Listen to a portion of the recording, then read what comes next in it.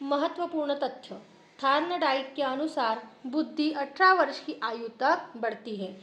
Terman के अनुसार बुद्धि का विकास 16 वर्ष की अवस्था में पूर्ण हो जाता है। जोन्स के अनुसार बुद्धि 16 वर्ष की आयु तक बढ़ती है, 16 से 20 वर्ष तक स्थिर रहती है तथा 20 वर्ष के पश्चात घटना प्रारंभ हो जाती है। स्पीयरमैन के अनुसार बुद्धि का विकास 14 से 16 वर्ष की आयु तक होता है। भारतीय दृष्टिकोण के अनुसार बुद्धि का विकास 25 वर्ष तक होता है।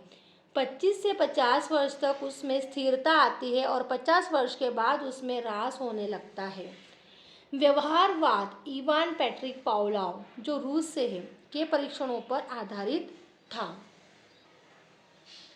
छात्र के केंद्रित शिक्षा की अवधारणा सर्वप्रथम मनोविश्लेषणवाद ने प्रस्तुत की। प्रेरकीय संप्रदाय की स्थापना मैकडूगल ने की। विलियम वुंट व टिचनर संरचनावादी संप्रदाय से संबंधित है। दमन के स्थान पर पुरस्कार द्वारा व्यवहार सुधार की बात व्यवहारवादियों द्वारा कही गई।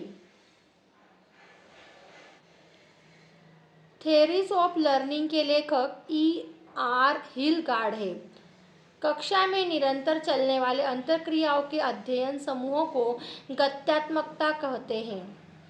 बुद्धि के प्रकार। थॉर्नडाइक ने बुद्धि के 3 प्रकार बताए हैं, जो इस प्रकार है: अमूर्त बुद्धि, सामाजिक बुद्धि, यांत्रिक बुद्धि। गैरेट ने भी बुद्धि के 3 प्रकार बताए हैं: मूर्त बुद्धि, अमूर्त बुद्धि और सामाजिक बुद्धि।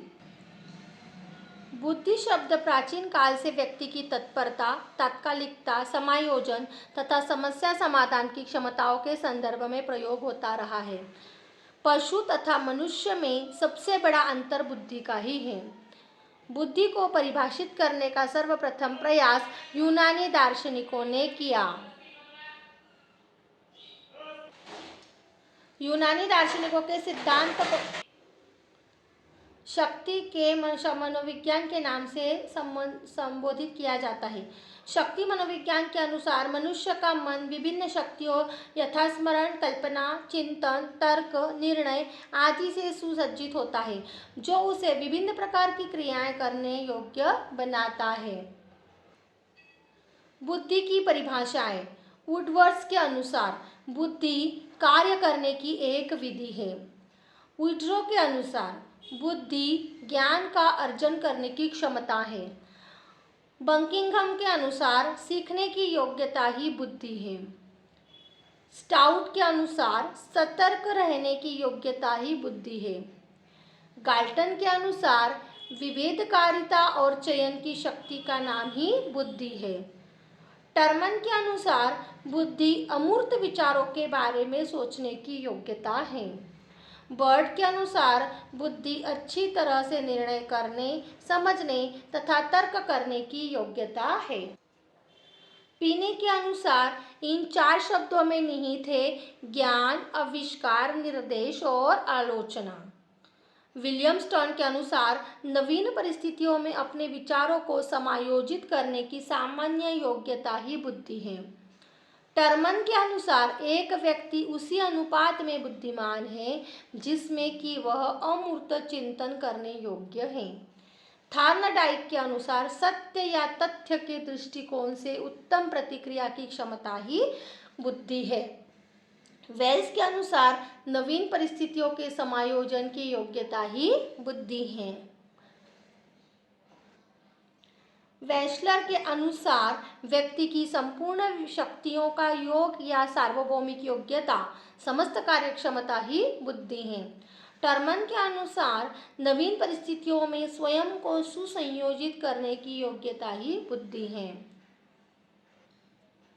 बुद्धि की प्रकृति या विशेषताएं। Nature of characteristics of intelligence. बुद्धि अमूर्त होती है, बुद्धि जन्मजात होती है, बुद्धि चिंतन की योग्यता होती है, बुद्धि समायोजनशील है, बुद्धि परिवर्तनशील है। होशियार व्यक्ति डल हो जाता है, डल व्यक्ति मेहनत व अभ्यास से होशियार।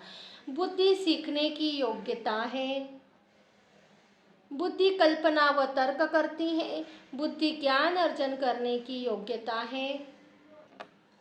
बुद्धि विकासशील है। शैशवावस्था में कम, बाल्यावस्था में उससे अधिक, किशोरावस्था में पूर्ण विकसित बुद्धि होती है। बुद्धि भले बुरे, सत्य असत्य तथा नैतिक अनैतिक में अंतर की योग्यता है। गतानुभव से लाभ उठाने की योग्यता है। समस्या समाधान की योग्यता है।